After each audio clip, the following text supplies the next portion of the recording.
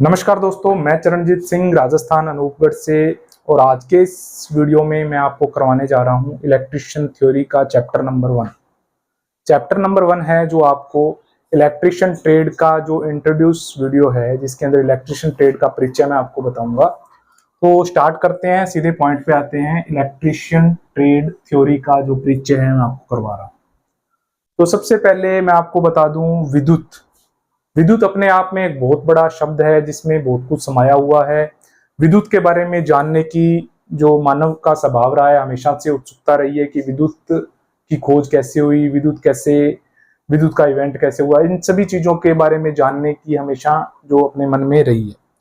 तो विद्युत को सर्वप्रथम क्या हुआ था कि कहरवा नामक एक पदार्थ था। ठीक है, कहरवा, इसे बोलते हैं इलेक्ट्रॉन। कहरवा नामक जो पदार्थ था, मतलब इलेक्ट्रॉन को रेशम के कपड़े पर रगड़ा गया। ठीक है, रेशम के कपड़े पर रगड़ा गया तो एक चिंगारी सी पैदा हुई, उसको विद्युत का नाम दे दिया गया। इसे ये चीज की किसने थी कि कहरवा नामक पदार्थ को रेशम के कपड़ों से रगड़ा था, ये की थी थेल्स नामक वैज्ञानिक ने। थेल्स एक वैज्ञानिक का नाम है, उन्होंने ये काम किया था। कहरवा नामक जो इलेक्ट्रॉन की छड़ें थी, उनको रेशम के कपड़े से रगड़ा तो चिंगारी पैदा हुई। तो विद्युत का नाम किसने दे दिया, इसे विद्युत का नाम दे दिया गया, तो वैज्ञानिक थेल्स। तो कई बार परीक्षा में प्रश्न पूछा जाता है कि विद्युत की खोज किसने की थी, विद्युत का इवेंट जो खोजकर्ता कौन थे, उनका नाम है थेल्स। इसके बाद अब ये जो विद्युत थी, ये विद्युत थी स्थैतिक विद्युत। स्थैतिक विद्युत, ठीक है, ये विद्युत थी स्थैतिक विद्युत। अब इस विद्युत का कोई भी प्रयोग नहीं था। जो आकाश में चमकने वाली बिजली है, वो भी एक प्रकार की स्थैतिक विद्युत है। आपने ये घटनाएं सुनी होंगी, आकाश में चमकने वाली बिजली काले रंग की वस्तुओं पर गिरती है, और तमाम तरह की घटनाएं जो आप आम सुनते रहते हैं। तो ये विद्युत क्या थी, स्थैतिक विद्युत। आकाश में चमकने वाली बिजली भी क्या है, एक प्रकार की स्थैतिक विद्युत है, जिसका कोई भी व्यवसायिक उपयोग नहीं है। उसके बाद बहुत से वैज्ञानिक आए, उसके बाद एक वैज्ञानिक आए वोल्टा। वोल्टा वैज्ञानिक ने रासायनिक क्रियाओं से विद्युत पैदा की, जो एक बनाया सेल। रासायनिक क्रियाओं से विद्युत पैदा की वोल्टा नामक वैज्ञानिक ने, क्या बनाया, सेल। ठीक है, उस सेल को नाम दी गया वोल्टाइक सेल।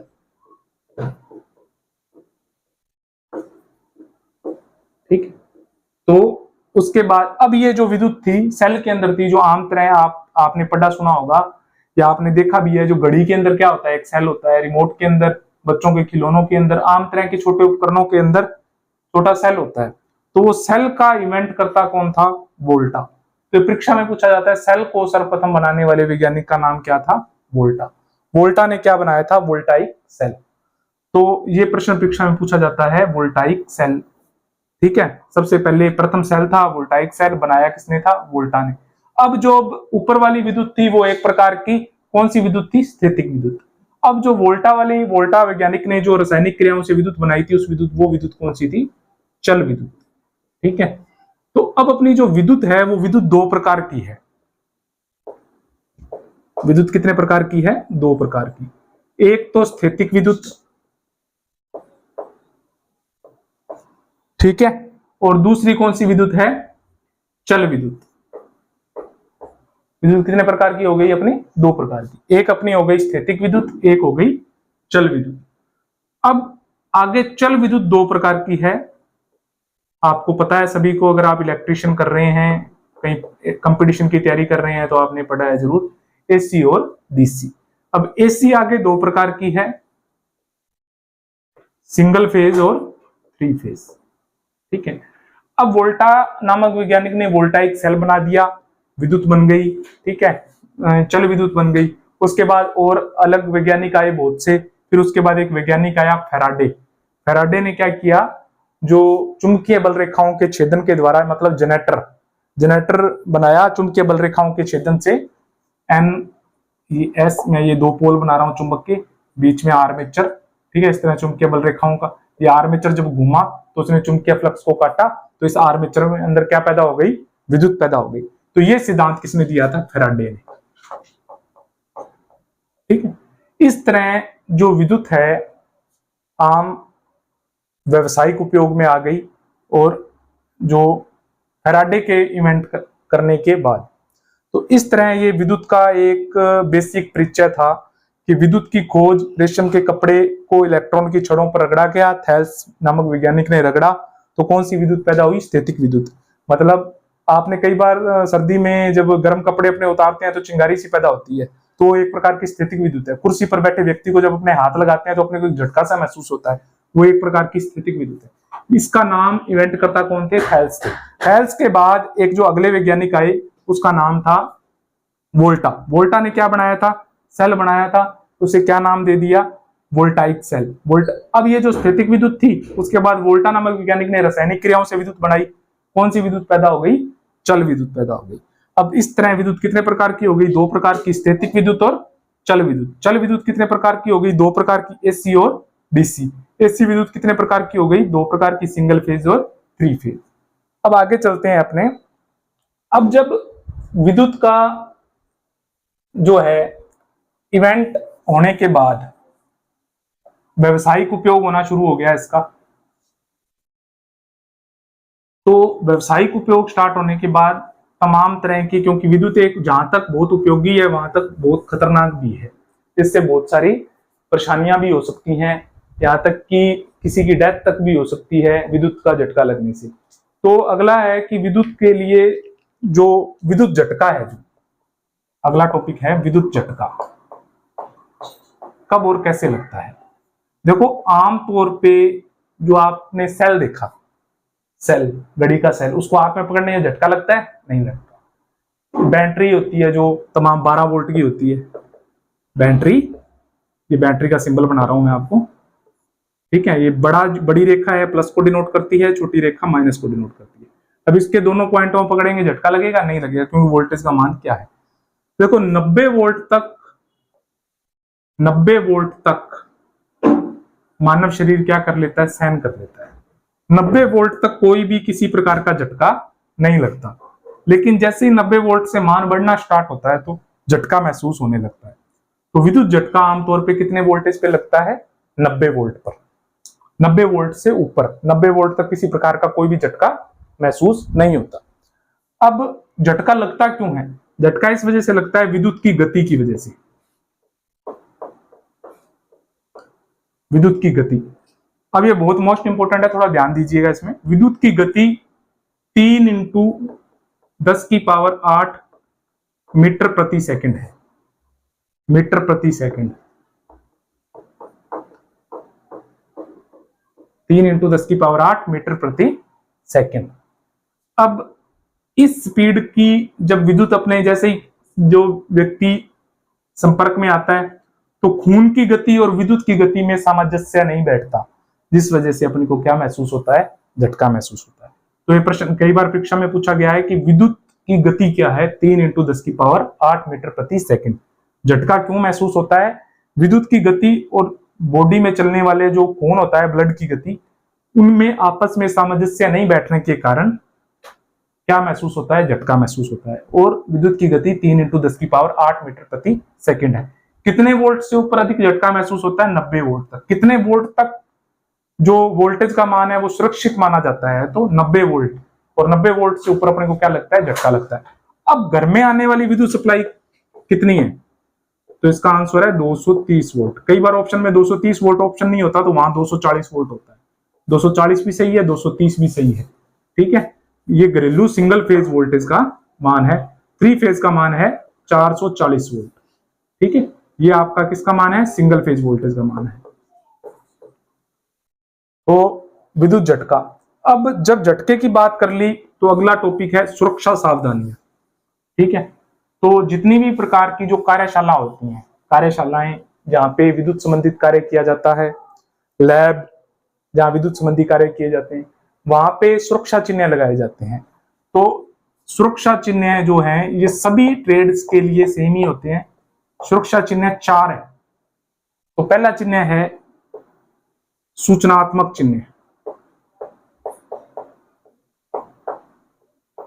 ऐसा चिन्ह है जो किसी प्रकार की सूचना दे रहा हो, जैसे शौचालय कहाँ है, ठीक है, ये सूचना मिल रही है ना अपने को, तो वो चिन्ह क्या होता है, सूचनात्मक चिन्ह। दूसरा होता है संचेतक चिन्ह,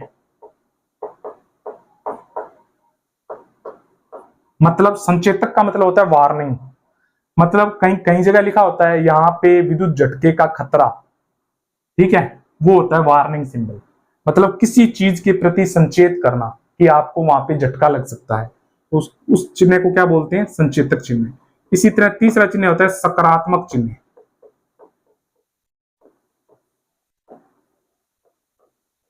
सकारात्मक चिन्ह कौन से होते हैं, वो चिन्ह जो कोई कार्य करने के लिए प्रेरित करते हैं, जैसे दस्ताने पहन के कार्य करो, इंसुलेटेड शूज पहन के कार्य करो, इंसुलेटेड औजारों का प्रयोग करो, तो वो चिन्ह कौन से होते हैं, सकारात्मक चिन्ह। इसी प्रकार चौथा चिन्ह है, पहला चिन्ह सूचनात्मक हो गया, दूसरा संचेतक हो गया, तीसरा सकारात्मक हो गया, इसी प्रकार चौथा चिन्ह है निषेधात्मक चिन्ह, मतलब जो किसी ना किसी चीज को रोकने के लिए बनाया जाता है कि ये कार्य नहीं करना, अन्यथा कोई ना कोई नुकसान हो सकता है। तो परीक्षा में प्रश्न किस प्रकार पूछा जा सकता है, परीक्षा में इस प्रकार पूछा जा सकता है, किसी भी प्रकार की शौचालय वहां है, ये चिन्ह क्या दर्शाता है सूचनात्मक चिन्ह। किसी चीज के प्रति चेतावनी, संचेतक चिन्ह। कुछ कार्य प्रेरित करने के लिए प्रेरित करना, कौन सा चिन्ह, सकारात्मक चिन्ह। किसी कार्य को रोकने के लिए बनाया गया चिन्ह कौन सा होता है, निषेधात्मक चिन्ह। अब इनके रंग और आकार को लेके भी बहुत बार प्रश्न पूछे जाते हैं, रंग और आकार को लेके। तो सूचनात्मक चिन्ह जो होता है वो किस प्रकार का चिन्ह होता है, तो इसका है सूचनात्मक चिन्ह जो वर्गाकार धरातल, वर्गाकार धरातल पर, ठीक है, वर्गाकार धरातल पर यह चिन्ह बनाया जाता है और सफेद रंग का बनाया जाता है चिन्ह, ठीक है, वर्गाकार धरातल पर सफेद रंग का। तो प्रश्न परीक्षा में पूछा जाता है वर्गाकार धरातल पर सफेद रंग से ये चिन्ह बनाया जाता है, तो वो कौन सा चिन्ह होता है, सूचनात्मक चिन्ह, ठीक है। इसी प्रकार जो संचेतक चिन्ह होता है उसके लिए प्रश्न पूछा जाता है। तो सूचना, आपने कई जो बाजार से उपकरण लेके आते हैं उस पर त्रिभुज बना होता है और अंदर जो होता है वो पीला रंग होता है, येलो, ठीक है, पीला रंग। तो संचेतक जो चिन्ह होता है, वार्निंग सिंबल जिसे बोला जाता है, वो त्रिभुजाकार पीले रंग के धरातल पर होता है, ठीक है। ये जो इसका धरातल होगा ये पीले रंग का होगा, लेकिन जो चिन्ह है, चिन्ह बनाया जाएगा काले रंग का, काले रंग का क्या होगा, चिन्ह होगा। तो परीक्षा में इस तरह प्रश्न पूछ लिया जाता है, सीधे सीधे पूछ लिया जाता है कि जो संचेतक मतलब वार्निंग सिंबल होता है वो किस आकार का होता है, तो सीधा सा आकार है उसका, त्रिभुजाकार होगा। वार्निंग सिंबल जो होता है उसका धरातल जो होता है मतलब त्रिभुजाकार में धरातल किस रंग का होता है, तो आंसर है पीले रंग का। चिन्ह किस रंग का बनाया जाता है, काले रंग का। इसी प्रकार सूचनात्मक चिन्ह का आकार क्या होता है, आंसर है वर्गाकार होता है। इस तरह के परीक्षा में जो प्रश्न है वो बहुतायत पूछे जाते हैं, तो अपने को इसका बहुत ध्यान रखना है, ठीक है। अब उसके बाद पूछा जाता है सकारात्मक चिन्ह जो होता है वो किस प्रकार का होता है, तो सकारात्मक चिन्ह होता है वो होता है वृत्ताकार, ठीक है, वृत्ताकार। सकारात्मक चिन्ह किस प्रकार का होता है, वृत्ताकार। अब ये प्रश्न परीक्षा में पूछा गया था आईटीआई परीक्षा के अंदर कि एक जो कारीगर है उसको दस्ताने और चश्मा पहनने के लिए एक चिन्ह जो दिखाई दे रहा है वो चिन्ह कौन सा प्रकार का चिन्ह है, तो उसका आंसर है सकारात्मक चिन्ह, ठीक है। अब इसके अंदर जो इसका बैकग्राउंड होगा, मतलब वृत्ताकार तो हो गया, ये बैकग्राउंड नीले कलर का होता है, ठीक है, बैकग्राउंड किस कलर का होता है, नीले कलर का। और चिन्ह पर किस कलर से बनाया जाता है, ये बनाया जाता है सफेद रंग से, ठीक है। अब ये भी प्रश्न पूछा जा सकता है कि सकारात्मक चिन्ह जो है वो वृत्ताकार जो होता है, चिन्ह वृत्ताकार होता है, धरातल नीले रंग का होता है और ऊपर चिन्ह किसका बनाया जाता है, सफेद कलर का। संचेतक चिन्ह त्रिभुजाकार होता है, पीले रंग का धरातल होता है और चिन्ह किसका बनाया जाता है, काले रंग का। इसी प्रकार सूचनात्मक चिन्ह जो बनाया जाता है वर्गाकार, जो इसकी शेप होती है वर्गाकार होता है और वो सफेद रंग से बनाया जाता है, ठीक है। और अगला है निषेधात्मक चिन्ह।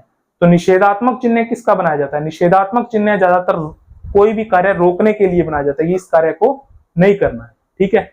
ये भी किससे बनाया जाता है? वृत्ताकार होता है। ये भी निषेधात्मक चिन्ह भी क्या प्रकार का होता है? वृत्ताकार। जैसे आपने कई जगह देखा होगा, वहां पे सिगरेट पीने की मनाही होती है, तो इस प्रकार सिगरेट का निशान बना दिया जाता है और ऊपर इस तरह क्रॉस कर दिया जाता है उसको कि यहाँ पे सिगरेट नहीं पीनी।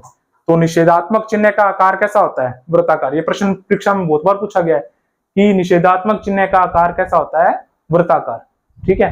अब ये जो क्रॉस पट्टी मैंने लगाई, ठीक है, ये क्रॉस पट्टी जो होती है किस रंग की होती है? तो ये लाल रंग की होती है क्रॉस पट्टी, ठीक है। क्रॉस पट्टी लाल रंग की होती है, इसका विशेष ध्यान रखना है आपको। क्रॉस पट्टी लाल रंग की। और ये बॉर्डर भी किस रंग का होता है? लाल रंग का। ये जो बॉर्डर है, बॉर्डर भी किस रंग का होता है? लाल रंग का। देखो प्रश्न कहीं से भी पूछा जा सकता है परीक्षा में, इस कारण मैं बिल्कुल आपको डीपली करा रहा हूं और 0 से एडवांस लेवल की तैयारी करवाऊंगा मैं आपको, ठीक है। तो ये था आपका निषेधात्मक चिन्ह, जो लाल रंग की बॉर्डर होता है और काले रंग का चिन्ह होता है, ठीक है। ये जो सिगरेट बनेगी काले रंग की होगी, और ये वाली जो है ना, ये किस रंग की होगी? काले रंग की। ये चिन्ह काले रंग। इस तरह सबसे इंपॉर्टेंट जो है इसमें वो निषेधात्मक चिन्ह ही है, और इनके आकार जरूर अपने को ध्यान होने चाहिए हमेशा। सूचनात्मक चिन्ह है वर्गाकार, संचेतक चिन्ह है त्रिभुजाकार, सकारात्मक चिन्ह है वृत्ताकार, निषेधात्मक चिन्ह है वृत्ताकार। आकार पे बहुत बार प्रश्न पूछा गया है परीक्षा में कि इनका आकार कैसा होता है। रंग को लेके आज तक परीक्षा में नहीं पूछा गया, लेकिन मैं फिर भी नॉलेज के लिए बता रहा था आपको। अगर किसी को नहीं पता तो वो एक बार जरूर मोटा मोटा पढ़ लोगे तो परीक्षा में आपका उत्तर गलत नहीं होता, ऑप्शन देख के भी प्रश्न हल हो जाता है। लेकिन आकार आपको जरूर ध्यान होना चाहिए। सूचनात्मक वर्गाकार, संचेतक त्रिभुजाकार, सकारात्मक वृत्ताकार, निषेधात्मक वृत्ताकार। 2 चिन्ह वृत्ताकार होते हैं, एक त्रिभुजाकार होता है और एक वर्गाकार होता है। तो ये बात कर रहे थे अपने सुरक्षा चिन्हों के बारे में।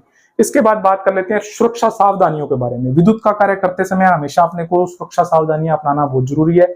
आम सुरक्षा सावधानियां आप सभी को पता है, हमेशा कार्य करते समय जो है इंसुलेटेड औजारों का प्रयोग करना चाहिए, जूते पहन के कार्य करना चाहिए। इस तरह की सुरक्षा सावधानियां, गीले हाथों से काम नहीं करना चाहिए, सूखे वस्त्रों पे काम करना चाहिए, मेन स्विच ऑफ करके कार्य करना चाहिए। इस तरह की सुरक्षा सावधानियां हैं जिनको ज्यादा बताने की जरूरत नहीं है, आपको पता है और आप आराम से उसको कर लो। अगले टॉपिक की तरफ चलते हैं अपने। अगला टॉपिक है जो विद्युत झटके को लगने का कारण मैं आपको करा चुका हूं। इसके बाद जो अगला टॉपिक है वो है आग, जो मोस्ट इंपोर्टेंट टॉपिक है आग। कि विद्युत संबंधित जो आग लग जाती है, मतलब जो ये भी आग वाला टॉपिक भी सभी जो ITI ट्रेड्स हैं सभी के लिए एक समान ही है। आग, इसके बारे में मैं बताता हूं आपको। आग, ठीक है। तो जो आग है इसको 3 श्रेणियों में बांटा गया है। आपने कई बार सुना है ना, आग लग गई, वहां आग लग गई। तो इस तरह जो आग है ना, इंडस्ट्रियल एरिया में आग को 4 प्रकार में बांटा गया है। A श्रेणी की आग, B श्रेणी की आग, C श्रेणी की आग, D श्रेणी की आग। मैं आपको थोड़ा याद करने का तरीका भी बता दूंगा। A मैंने आप समझ लेना आम आग, मतलब कागज और कपड़े पे लगी आग। ये चीजें आम होती है ना, कागज और कपड़ा। B मैंने बेचने वाले पदार्थ जैसे पेट्रोल और पेट्रोल तेल पर लगी आग। कोई प्रकार का पेट्रोल, पेट्रोलियम पदार्थ, डीजल, तेल, पेट्रोल आदि से लगी आग। C मैंने सिलेंडर होता है, सिलेंडर में क्या भरी होती है? गैस, तो गैस में लगी आग। D मैंने डेंजर, सबसे डेंजर क्या है? विद्युत, तो विद्युत में लगी आग। तो ये आग की 4 श्रेणियां हैं। आम आग, बेचने वाले, तेल petrol, C gas cylinder, D danger विद्युत। अब इन सभी को बुझाने के लिए जो यंत्र होते हैं उन पे प्रश्न पूछा जाता है। कई बार सीधा सीधा ये प्रश्न पूछा जाता है, जो D श्रेणी की आग है वेरी मोस्ट इंपोर्टेंट है अपने लिए। ये प्रश्न पूछा जाता है कि विद्युत जो शॉर्ट सर्किट होता है उससे जो आग लग जाती है, उस आग को किस श्रेणी में रखा गया है? ऑप्शन में A, B, C, D इस तरह, तो उसका आंसर है D श्रेणी में रखा गया है। या तेल पेट्रोल से लगी आग को किस श्रेणी में रखा गया है? D श्रेणी में रखा गया है। गैस सिलेंडर में लगी आग को किस श्रेणी में रखा गया है? C में रखा गया है। कागज कपड़े में लगी आग को किस श्रेणी में रखा गया है? ए श्रेणी में रखा गया। तो इस तरह ये क्या है, आग के जो है वर्गीकरण किया गया है आग का। तो अपने बात कर रहे थे आग। अब आग लग गई, आग को बुझाने के लिए अपने क्या करेंगे? देखो, कागज और कपड़े में जो आग लग गई उसको किससे बुझा देंगे अपने? पानी से। पानी से बुझ जाएगी वो आग। कागज कपड़े में लगी आग किससे बुझ जाएगी? पानी से। तो ऐसा अग्निशामक यंत्र जिसमें पानी भरा हो या पानी की बौछारें आप किसी से भी कर सकते हो, उससे इस आग पर कंट्रोल लाया जा सकता है। इसी तरह ये पेट्रोल और तेल से लगी आग, इस पे पानी डालेंगे तो ये आग क्या हो जाएगी? और बढ़ जाएगी। तो पेट्रोल और तेल से लगी आग को बुझाने के लिए अपने किसका प्रयोग करेंगे? CO2, कार्बन डाइऑक्साइड, CO2 नामक अग्निशामक यंत्र। तो ये मैं अग्निशामक यंत्र बता रहा हूं आपको, ठीक है। पानी से लगी आग, सॉरी, कागज कपड़े से लगी आग पानी से बुझा देंगे। पेट्रोल तेल पे लगी आग अपने किससे बुझा देंगे? कार्बन डाइऑक्साइड जिस यंत्र में भरा होता है उससे बुझा देंगे। इसी तरह जो आपकी गैस पे लगी आग है, मतलब C श्रेणी की आग, वो किससे बुझाएंगे? तो एक यंत्र आता है जिसमें शुष्क चूर्ण भरा होता है, शुष्क चूर्ण। शुष्क चूर्ण जिसमें भरा होता है उससे अपने क्या करेंगे? इस श्रेणी की आग को बुझा देंगे। इसी तरह विद्युत से लगी आग को बुझाने के लिए किसका प्रयोग करेंगे? CTC। इसकी फुल फॉर्म है कार्बन टेट्राक्लोराइड।